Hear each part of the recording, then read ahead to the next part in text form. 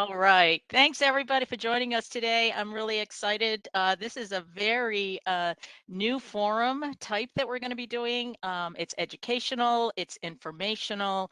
The history behind this is that, as you all know, that Mercy Care is partnering with DCS CHP, and we are very proud and pleased to have Dr. Sarah Park, who's the Chief Medical Officer of DCS CHP, present to us today on the special considerations for children in the foster care system. It's a fairly long presentation, but we want to leave some time at the end of the discussion so we can have a little bit of a Q&A session with Dr. Park or myself or Randy Grover. Randy Grover is going to be covering a little bit of the IRR and the immediate care of the children when they're removed from their homes.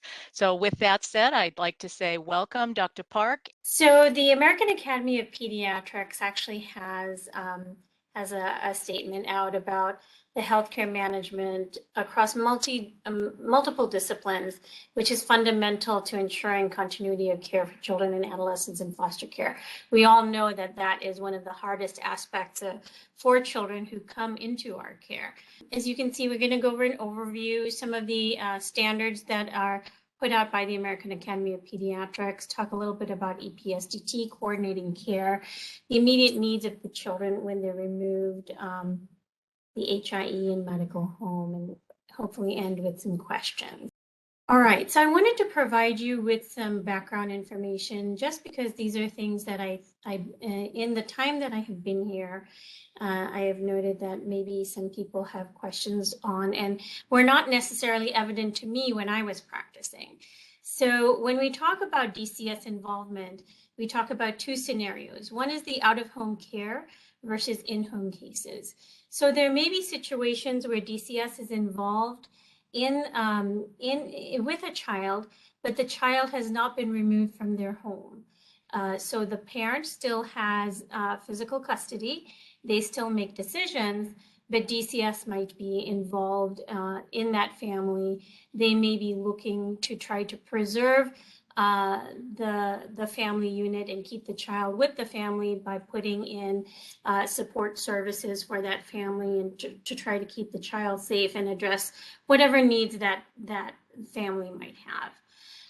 The difference between that and out-of-home care is that when they can no longer ensure the safety of the child in that in-home setting, they have collected and done that investigation. They've collected that information. They have submitted that to the court to request that children be removed from the home, and they come into out-of-home care. And when they come into out-of-home care is when they are then covered by DCS CHP. Prior to that, they might be on their own prior insurance, which may be Medicaid or maybe a private insurance plan. And so that's the difference between those in-home cases and out-of-home cases. So again, in in-home cases, the parent has physical custody and makes those decisions. Out-of-home care, parent still can make some decisions based on whether DCS plan allows for that, but they are in out-of-home care with a foster parent, a kinship family, or in a group home, and DCS has physical custody, and they are covered by us, the Mercy Care DCS CHP health plan. Now, if you are following a child in an in-home case and you are concerned about some of the decisions that family might be making, that's when you contact DCS, right? Call the hotline and give them that information. And it might end up that the child needs to be removed, and that all contributes to that information. So when we look at services for children in out-of-home care, the minute they come into care, the child welfare organization is responsible for those health services, health needs for that child. And so they issue this document called a notice to provider that includes the fact that that this child is now residing with this caregiver, and gives you the information about the DCS specialist, their contact information, and the supervisor as well. The other aspect to that is that all members are entitled to the same care. And what do I mean by that? So when a child comes into our care, they might not be Medicaid eligible. And so they might not be access eligible. They might be state only. However, when they come into our health plan, they are treated the same whether they have Medicaid eligibility or not, and they get all of those. They're entitled to all of those services. And so the other reason I'm pointing this out is that if you see a child, say within hours of them being removed, they might not be on the, officially on the health plan, but that notice to provider tells you that we are responsible for their care and we will ensure that they are getting the care that they need. I know many offices are used to checking access online for Medicaid eligibility. If the child is not Medicaid eligible, they might still be in our health plan, but not there. So contact Mercy Care's customer service to be able to try to get that information. And then the last bullet that I really wanted to kind of touch in on is that sometimes people assume that, well, they're in DCS care, so they've had a forensic evaluation and they've had the full exam done and there's nothing to worry about. That is not necessarily true. The majority of our children come into care for neglect. And so they don't have a forensic examination, which is only done in cases of abuse or sexual abuse. And so that very first evaluation is really, really important to try to identify the needs of the child. Next slide. So the link down on the bottom of the page will actually take you to the American Academy of Pediatrics Fostering Health Standards of Care for Children in Foster Care.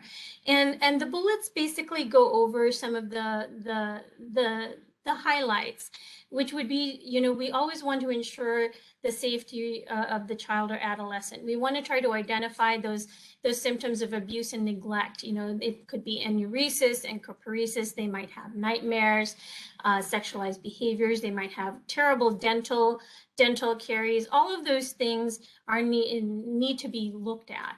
And then to obtain the appropriate medical treatment for those children and adolescents, particularly children who need acute medical or behavioral health intervention. To facilitate and participate in the coordination of activities to make sure that they are receiving the services that they need, the care that they need, and to involve the appropriate authorities, including any child protective services agencies here in Arizona called Department of Child Safety, and law enforcement if needed. And then to communicate about the examination to that agency that has the care and custody of the child. So for us, that would be in Arizona Department of Child Safety. And then to provide care for the child that may be remaining with the family, or if they return to the family, to continue to care for them and having that continuity of care, which is so, so important for our children to maintain their health. Next slide, please. All right, so what are those comprehensive healthcare needs? Obviously, preventative health, that's our bread and butter in pediatrics.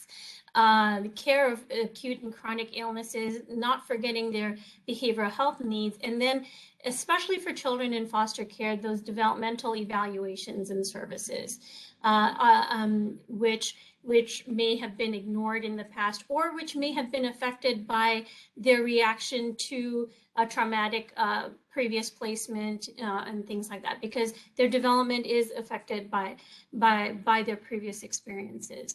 And then evaluation for child abuse and neglect, which has to be ongoing even after they are in our care. And we all know that children who are in our DDD system are at greater risk for abuse and neglect, and even when they are in the care and custody of DCS, we have to be aware that we need to continue to evaluate those children and make sure that they are still safe. After hours care and emergency care, dental care, vision are all important aspects of their care as well. In addition to meeting their acute needs or their specialty visits for specialty needs if they have any chronic illnesses. Next slide, please. And so looking at our the kiddos who do come into our care, we really want to emphasize that early identification of risk factors and their complexity is really important in order to try to maintain their care. When I first joined this organization, my director asked us, what do you see, what do you want your aim statement to be for the children in our care? And my response was, we know that many children in our care have not received services in the past. They might never have seen a physician. And so we want them, by the time they have left DCS custody, to have received their health services and be in a better place than when they came into our care. And that's our goal. And we need your help in order to be able to do that. So definitely we want to be able to identify acute illnesses, address their chronic medical needs, those that need specialty referrals, and then coordinate that care. Healthcare management is responsible for those coordination and monitoring of those appointments, even if there is a care coordinator involved. Trying to address their behavioral health conditions, developmental delays, and then being specially cognizant of those transfers or changes that occur while they're in our care. So changes of placement. We know that children may go from one caregiver to another caregiver, which again is stressful for them. They may have been in foster care, gone home, and now are returning back to foster care. That's tough for them. And then child and abuse allegations while they're in foster care. Yes, DCS does background checks and attempts to make sure that children are in safe places, but nothing is ever foolproof. We need the community around our children to help make sure that they are safe. And then coordinating that care when they're discharged from foster care as well, and making sure that they continue to receive the services that they need. Next slide, please. And so when we talk about that coordination of services, child welfare agencies are bound by law to ensure that children receive the services to optimize their physical, emotional, and developmental well-being. There have been lots of studies that show that children in foster care have multiple physical, emotional, and developmental needs that are inadequately addressed by traditional reliance on caseworkers and foster parents as the healthcare coordinators. So as the healthcare system, we need to be able to help bolster that and make that a really important part of what we do to truly advocate for these children and make sure they're getting their care. And then they have multiple health needs. It demands a higher level of medical sophistication and coordination on our part. So next slide, please. And so just wanted to introduce you all to the initial care for children and adolescents when they come into our care. And I think Randy was going to speak a little bit on this. So I'll hand it off to him. Thank you, Dr. Park. I'll be glad to do that. So integrated rapid response is started when DCS makes a referral through our dispatcher, which is Solari, who also handles crisis in Maricopa County in northern Arizona. Typically, the rapid response assessment, the integrated rapid response assessment is completed within 72 hours of referral. It also includes a behavioral health screening, a physical health screening, which includes a number of different things they look for, like are there any urgent needs that need to be handled right then and there? Does the child need to be taken by the caregiver to the emergency room? Is there some significant need that can be handled within right away through an urgent care? and we have an option for a telehealth that can serve some of those children if needed.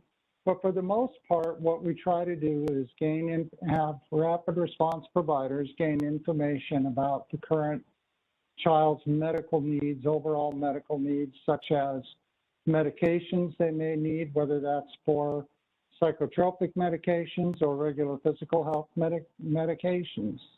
We also make sure that we find out if there's already a selected primary care physician for the child. And if so, we assist them, if it's during the daytime hours, to make that initial appointment, because we want them to have that initial appointment in every child that's removed within 30 days of their entry into foster care. This is really critical.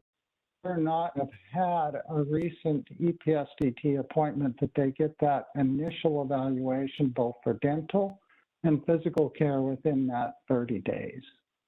The other thing that they do is, so they advise the parent to do that, they also look at any durable medical equipment that might be needed.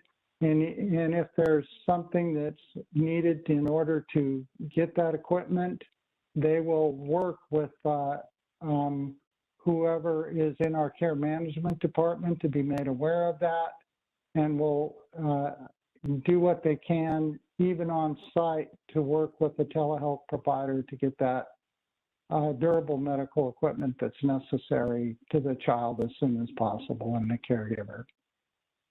They'll make sure that there's an assigned behavioral health clinic in many parts of the state. The assigned behavioral health clinic will also do the rapid response. In Maricopa County, we have two separate providers, Impact and Terrells, who do the rapid response, the integrated rapid response assessments. And what they do is they then refer to a clinic, an ongoing clinic, who is required to make every effort to have that intake within 7 days of that referral. And then the assigned behavioral health clinic will determine whether or not what level of case management is needed, including standard case management, or targeted, as they sometimes call it, or high needs case management, depending on the needs of the child. And then the child and family team is utilized along with whatever provider clinical team is involved, so that there are all parties interested in the well-being of that child are brought to the child and family team to assist, such as school and extended family, if possible, current caregivers. A number of different people can be involved in that. Next slide.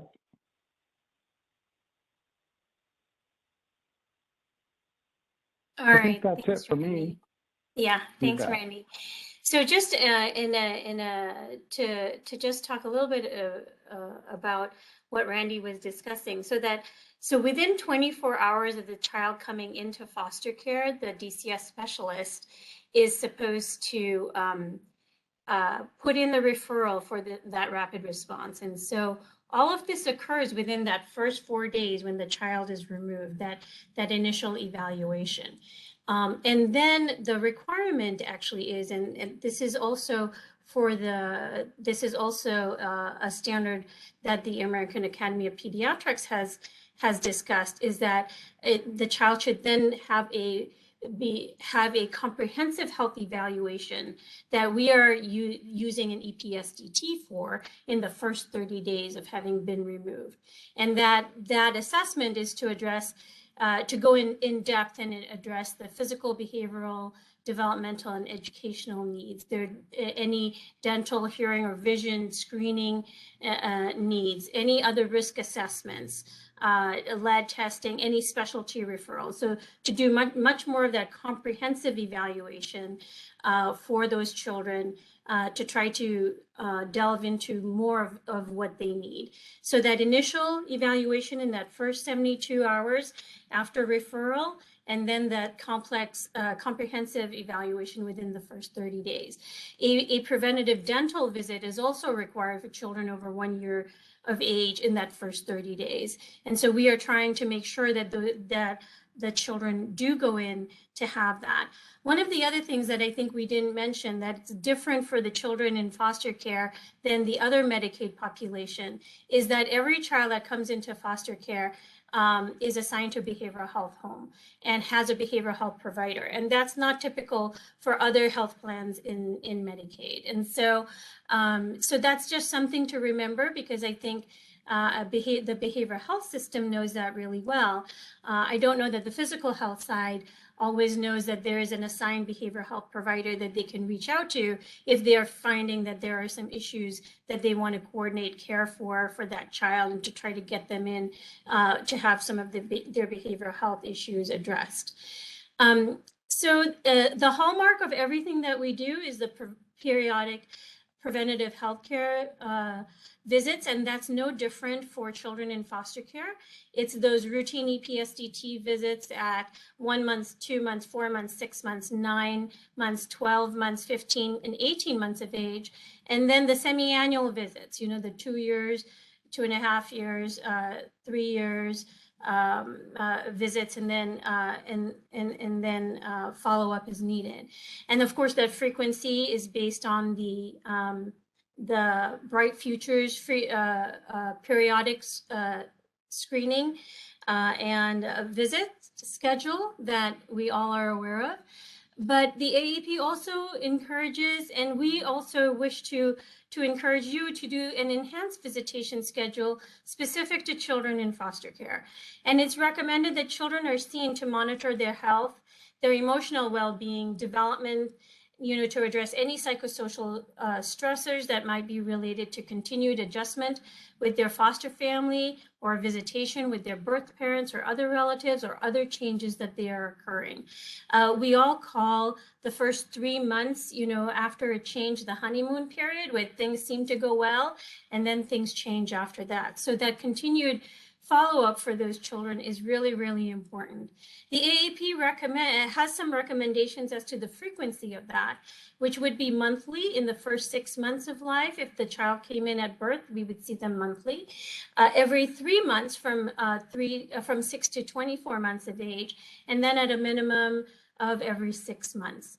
And that isn't in addition to the EPSDT. It might, some of those visits might include those EPSDT or well visits, as well as additional visits for follow-up on some of these issues. And so really wanted to point that out, because we do want to encourage our providers to do those visits. And we want to also encourage you to do those developmental screenings, which is so important for these children, to try to identify any issues sooner rather than later, and get them into the services that they may need. So next slide, please. All right, the medical home model. And so the AAP and Federal Maternal and Child Health Bureau really has provided some definitions on the medical home for any child that has certain characteristics.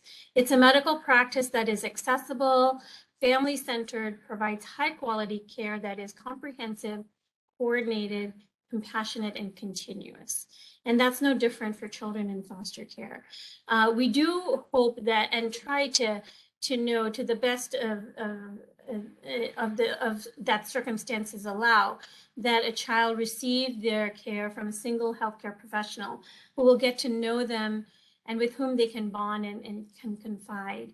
And then the medical home can create that foster friendly environment as well, by trying to obtain and understand what consents are required, from whom they are required, maintaining that as part of the child health records, and having that contact information for the child's DCS specialist or a caseworker in the child's chart, and keeping that DCS specialist apprised with a summary of the health visit that might include immunizations and other recommendations after each health encounter, because that way, then if there is a change in the caregiver, the DCS specialist is aware of those requirements so that they can try to make sure that those children still receive your recommendations.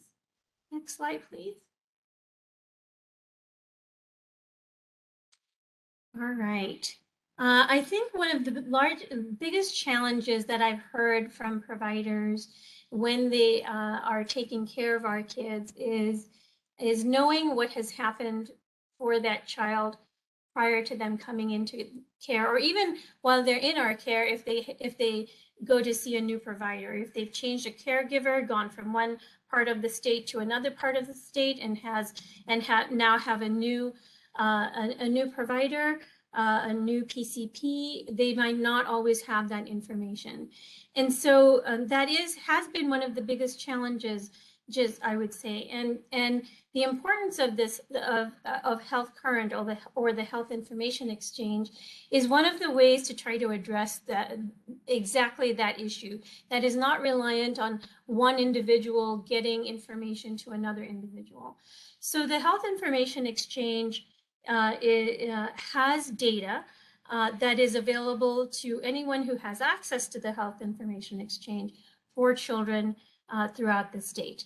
We know that children in protective custody have increased health problems and poor health compared to other children in the general population, again, because of continuity of care. And even though it might be mandated, we know that there are issues with this. And so utilizing the Health Information Exchange to look for that data is very important. When I was practicing, we didn't have the Health Information Exchange.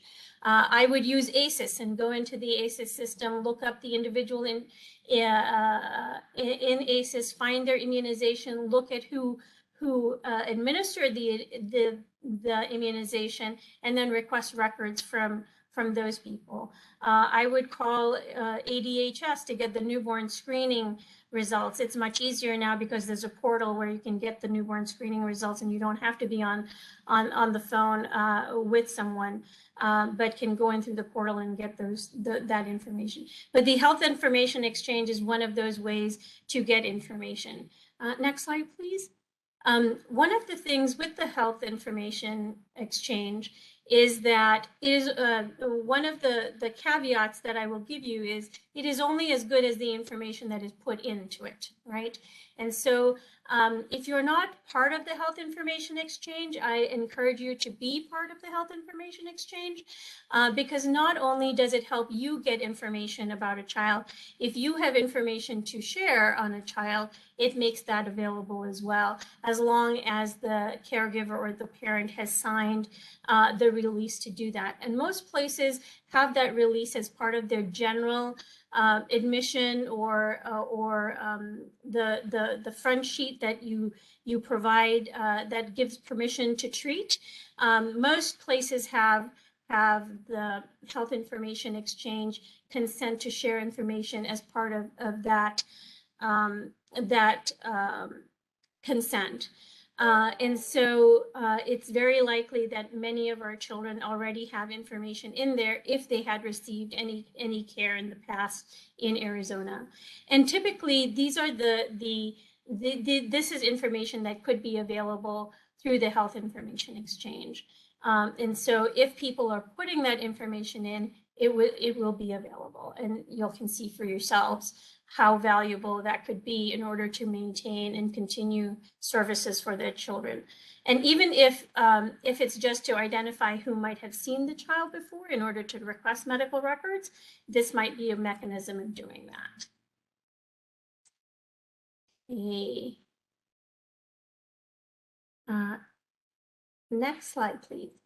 So this slide is, I really wanted to be able to and I thank Mercy Care too for helping us develop these references, because these are a compilation of resources from the American Academy of Pediatrics and other resources that address the services and the special healthcare needs for children in foster care. And so I encourage you, if you are looking for resources or outlines or things to put in place, there are some great resources for children in foster care and kinship care, and children who are adopted as well, because they have very many similar needs for your practice to potentially put things in place to address the needs of this special population. So thank you all so much for joining us today.